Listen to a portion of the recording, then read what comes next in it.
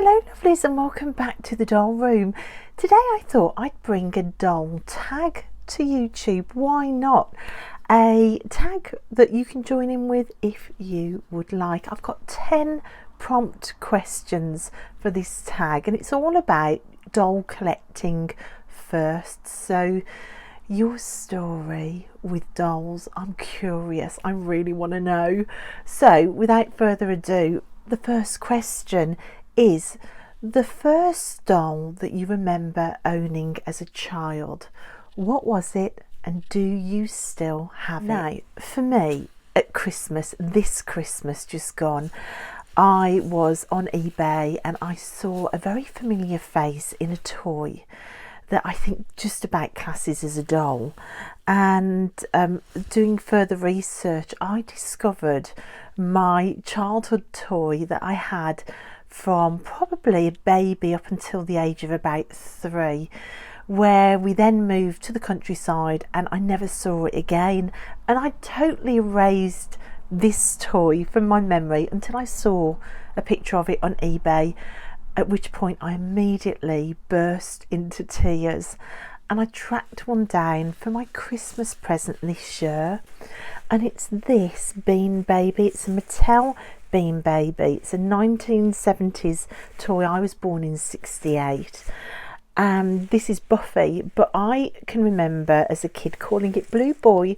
So the minute I saw Blue Boy online, and there were a few and this was the most expensive, there was just something about this one that called to me, and I told my kids I think this is the actual one, and so I paid quite a bit more once I got that in my mind that this was my actual Blue Boy. That was it. I just had to get him and I love him so much. I think it's the best Christmas present I've ever got, bought by myself, but then that's often the way, isn't it? So Blue Boy is back in my collection. So currently in the process of trying to track down some of my other childhood toys and dolls. Now, I didn't have many as a kid and I wasn't really massively into dolls, but the few that I've remembered, I'm tracking them down, so that will be other videos as I track down that small collection of dolls. But Blue Boy was the most precious. He's now back with me. You can see on his label it says Mattel. Baby Beans, they're called, 1970s Mattel Baby Beans, and this one is Buffy or Blue Boy. Question number 2 is, what's the first doll that turned you into a collector? Now, I wasn't really much into dolls as a kid, like I've said. You know, I had the odd toy like Blue Boy.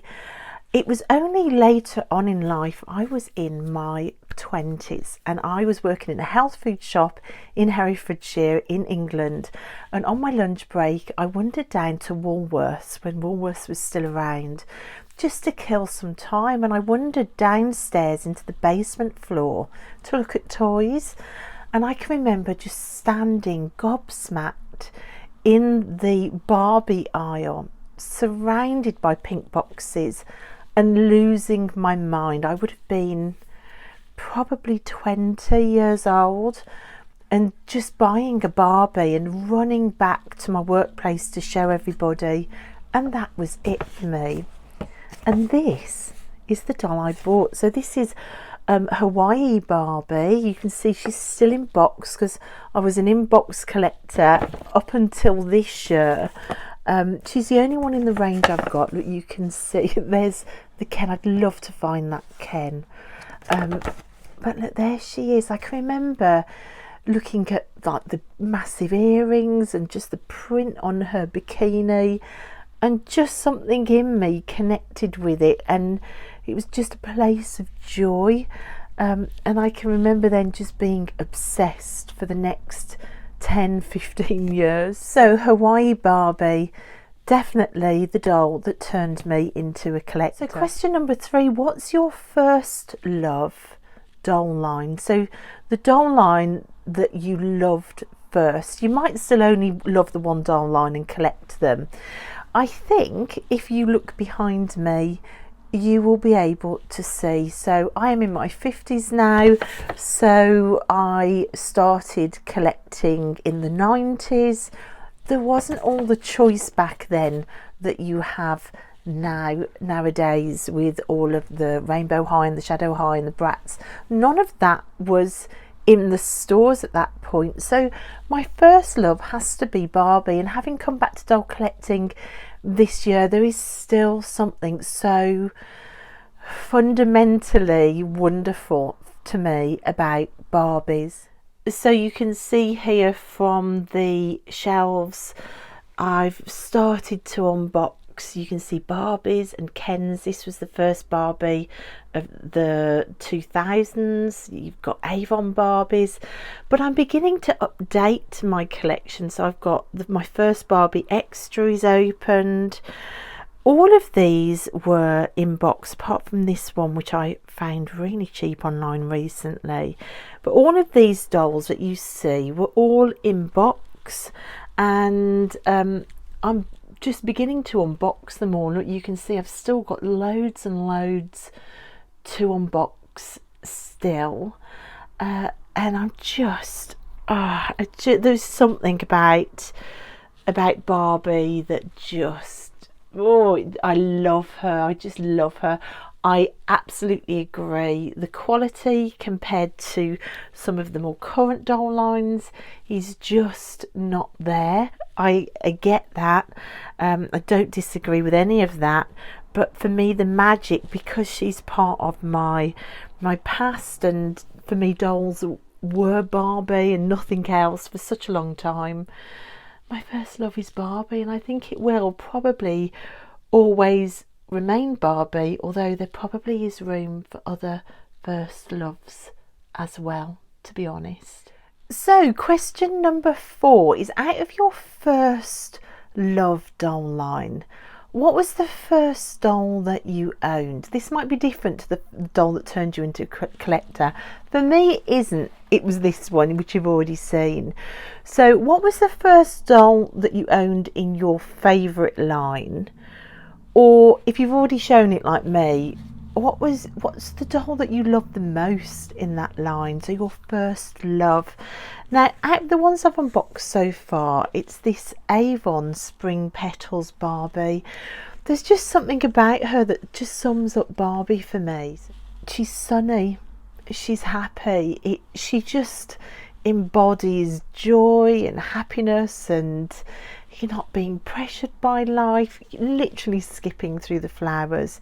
It's a beautiful warm spring day, you know, one of those days where the light is just perfect. This is the energy that this doll embodies, and for me, that's what doll collecting feels like. It just feels like a warm spring day surrounded by flowers with nothing to do but to love life. So for that reason, she's my first love in my first doll line. So question number 5 is, what was the first doll you bought in every other line that you collect?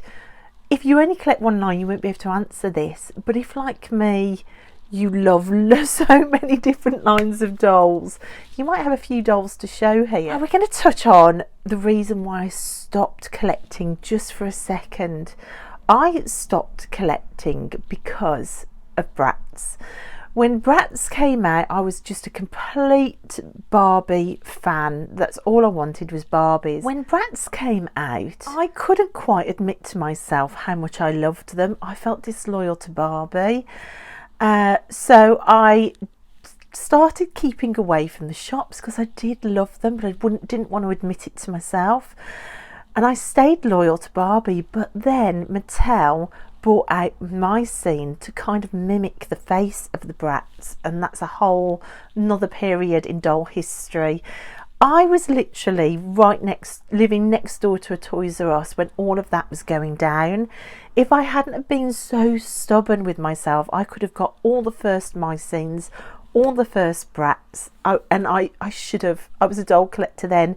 Instead, I was so cross with Mattel for mimicking Bratz. I downed tools on doll collecting altogether. Now it's my biggest doll collecting regret, and since I started collecting this year, I've kind of made peace with that part of my doll collecting history. And the first place I made peace with it was in a charity shop near my daughter's school, where I found this nude, she was nude at the time, chopped hair, filthy she was, Mycene doll for 50p. I've since redressed her in this rather sexy little number. She still needs a bit of a makeover, she still needs a hair wash, but she really was my first reconciliation, shall we say, with Mycene. Quickly followed by another charity shop find, which is actually Roller Madison. Again, 50p in a charity shop. She's got one boot from the outfit, one mismatched shoe. This is how we roll here. So these were my first dolls from the Mycene collection, and you might see here I have bought a few others secondhand, which I do need to do a video about. And to continue the reconciliation story, from the same bag of stuff that I got her in, there was also this hoverboard, no doll, just the hoverboard and the controller, and it works. So I tracked down the brats that went with the hoverboard. So she is my very first brats. So I've kind of made peace with my past there. Another doll line that started in the charity shop was the Shoppies. I found her for 50p. I still need to make her an outfit. I still need to restyle her. I've since found another Shoppies doll in the charity shop for 20p. There's something about the Shoppies I really love. There's something. I love the crazy hair.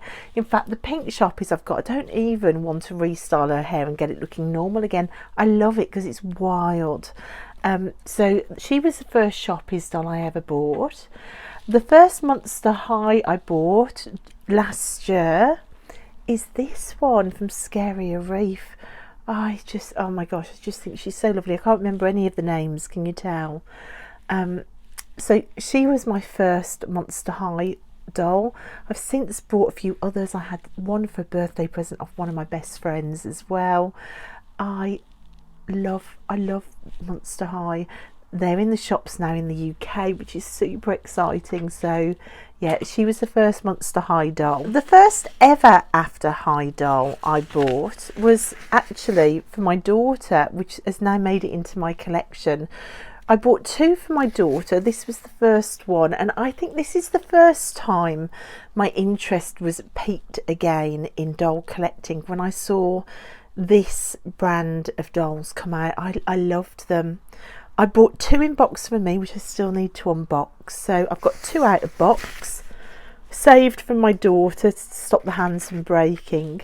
Two in box, which were bought for me.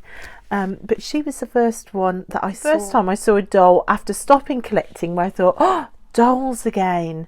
And again with this, I, for a second, thought, I can't buy them because of Barbie, but I overcame that because they were just so amazing. At the same time as buying those Ever After High dolls, I also bought a La La Loopsy doll, and I wish I'd have bought more of these sort of 10-inch, 11-inch dolls that stand like this. So she is a crazy hair La La Loopsy. I do have little ragdoll La La Loopsy as well, and some of the little La La Loopsy minis. I want to unbox her soon. She was my first La La Loopsy. And then, of course, rediscovering dolls in my doll collection this year and last year. Of course, the amazing Rainbow High. Now, I adored her. So this is Amaya Rain. She was only £14, but she was also the one that I wanted. I just loved her shimmery sequins. I loved her multicoloured hair. Having spent many years with rainbow hair myself, she just really appealed. I still haven't unboxed her. She was my very first Rainbow High. And my one and only Shadow High doll is, of course, the amazing Heather. So I unboxed her, I think it was last week I unboxed her, and to be honest, it blew me away. They really are something special, aren't they, these range of dolls? I am so excited about Shadow High Series 2, which hit the shops here in England last week. Super excited about that. But yeah, Heather was one of my favourites from Series 1. She's my first Shadow High doll. I also collect Bradley dolls. Now, when I was an art student in London in the early 90s, I had a whole collection of Bradley dolls that I kept on a shelf in my bedsit overlooking a park in London. When I left London, somewhere in that move, my box of dolls got lost. So I lost my Bradley doll collection, which I'd collected from Camden Market in London. So for my birthday last year, I treated myself to my first Bradley doll from my replacement collection. So this is the Bradley doll storybook world. This is a Bradley doll as Little Red Riding Hood. I just love her. I think she's just amazing. That amazing outfit and that gorgeous face. So she's my first Bradley doll. It's going to be for a replacement collection. I'm still going. I also have a collection of Welsh dolls. Now, when I was a little girl, I lived in Hay-on-Wye, which is right on the Welsh borders, just outside Hay-on-Wye I lived. And I was fascinated with Welsh dolls right from a little girl. I can always remember loving Welsh dolls. So I do, whenever I see an interesting Welsh doll, I do pick them up. But she was the first in my collection. I can't even remember where I got her from or how long I've had her. But I just love her. I think she's amazing. So she's my first Welsh doll. If we're looking at Disney dolls, going up into the loft, trying to find this collection in the last year, I found her. She was nude in the loft, her tail's somewhere up there. Of course, this is a Disney doll. This is Ariel. She's in just some funky clothes from a second-hand bag I found. She's got a Descendants handbag. Like I said, this is how we roll here, but I love her for it. So she's definitely landlocked, this Ariel doll. But I think I've got a thing about Ariel dolls. I think it's the red hair. It's amazing, the red hair. So she's my first, I'm going to class her as my first Disney doll. And then finally, Harry Potter dolls. I bought this doll for my middle daughter at Christmas, even though she'd said, no dolls, Mum, I don't want a doll. I thought this one might roll with her. She loves it, but she doesn't want it in her room. She's very minimalist, is my middle daughter. So she gifted it straight back to me and said, I love it, but you can have it and keep it in your doll room. So this is my first Harry Potter doll. And it was Severus Snape's birthday, I think about 10 days ago. The character, not the actor. It's actually the character's birthday, and I really wanted to find a Severus Snape doll to unbox on his birthday, but they were not in the sale, and I am definitely, because of finances, a sale only girl. What I did find was a Luna in the sale at Smith's. I think I only paid £9 for her. She was too brilliant a bargain to miss. So that is the start of a Harry Potter doll collection as well. And as far as my Enchantimals collection goes, there is no doll first on here because I bought the whole collection in one foul swoop off Facebook Marketplace locally to me. This was bought as part of my Christmas present too, and it's been set up, as you can see, with some Monster High dolls to tell a story. It's also with other things I collect. There's perfume bottles in here, there's like little charms. You can see there's just so many dolls. There's old push toys. There are stones I collect and shells. There's the odd snow globe. Look, here's another perfume bottle. All there for a reason, and you can see possibly some of these reasons. There's tarot cards pulled on here, which oh my gosh, the tarot cards pulled for the positions on here have been unbelievably pertinent and magical. So I'm using this kind of as the biggest tarot card holder you've ever seen in your life, and sort of as a spiritual altar, but there's no first doll on here because they all came together. Some of my favourites are this doll up here. I love the tiger that came to tea here. I love the little one riding the llama, and there's one on a giraffe here. Oh, I love them. I love them so much. I think Enchantimals is just a fabulous collection, and for something like this, it's just been proving to be absolutely perfect. Oh, and the first Monster High I ever got gifted by somebody else was this one for my birthday. Look at her, she's amazing. So yeah, that's my Enchantimals collection. So loads of dolls. Those are all my doll firsts for each line. Question number 6. What is the first doll you would save in an emergency? Say your doll room was flooding and you could only grab one doll. This gave me a headache, but although I love all my dolls, in any emergency it would always be Blue Boy. Always be Blue Boy. He's just very, very special to me. So Blue Boy would be my doll. What about you? Question number 7. If you had to put some dolls into storage, say like madness, you were running out of space. I know, as if any doll collector could ever run out of space. What would be the first doll that you would choose to go into storage? Now, my doll room, it's only been up and running about 4 months, 5 months, and already I'm thinking I need a bigger room. So I've already thought about this question, thinking, do I really want to unbox all of my old 90s collection? Do I need to unbox them all? Are there any that could remain in storage to free up space? And I feel bad saying this, so let's say it quietly. Part of me thinks it might be this one. And I don't know why, because I'm a dog lover. I've got 2 dogs myself, but it's a lot of space on the shelf, and oh, but look at her face.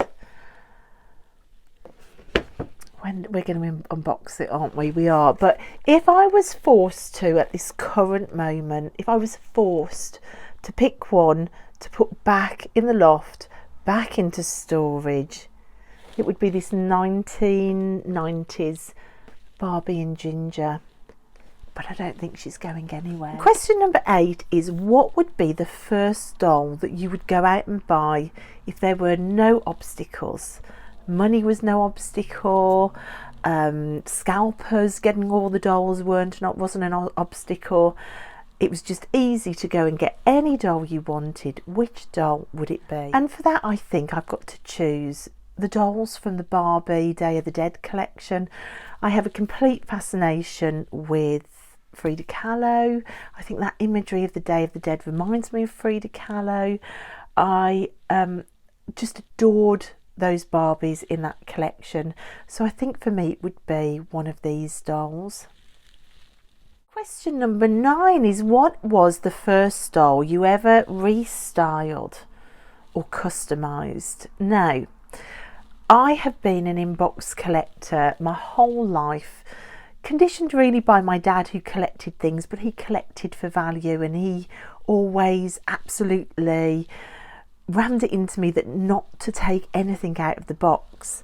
Coming back to dolls in the last year, I decided I wanted them all out of box. I'm not an inbox collector naturally. I don't collect for value.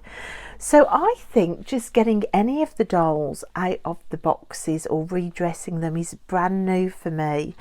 The first doll that I bought with the intention of doing a restyle, which hasn't been done yet, is this Barbie. Now, she's actually articulated. She was in a bag of stuff at a charity shop. She came with the Barbie push bike, so that's why she's all articulated. She's got Heather's second outfit on because when I unboxed Heather from Shadow High, they just became friends. But if I take her bike helmet on, that's on for a reason.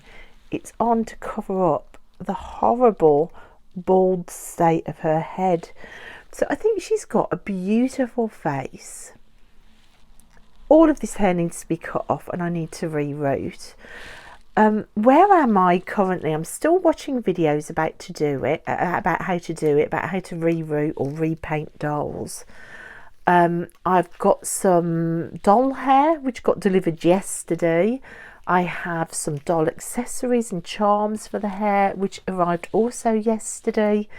I cannot in the UK find a decent hair rerouting tool. If anybody has got another option for a hair rerouting tool or something else I could use that's available in the UK, drop me a comment because that would be really useful. So the first job will be to reroute her and possibly to do a bit of a repaint, but I want to customize her to be a slightly gothier friend for Heather from Shadow High. So she is going to be my first project, but she's not done yet. And the final question, question number 10. What is the first thing that you would change about your doll storage? Well, I love my little doll room, so I am not going to diss my doll room at all. I adore it. The fact that the spare bedroom is now doll room fills my heart with joy every single time I look at the door, through the door. However, I think like everybody, we'd like our doll storage to be 20 times bigger. Yeah, 20 times bigger, and I think I would love white bookshelves, but these were free shelves that I picked up on Free Cycle that were just in the loft. I just want my doll storage to be bigger. So that's it, guys. 10 firsts, 10 doll collecting firsts. If you want to play along, I'll leave all the prompts in the description box. Just use the hashtag doll firsts and tag me somewhere in the video and say hi. Let me know that you're playing along. I am a curious soul and I want to know all about you and your doll firsts too. So thanks so much for watching, guys, and I'll see you in the doll room next time. Bye.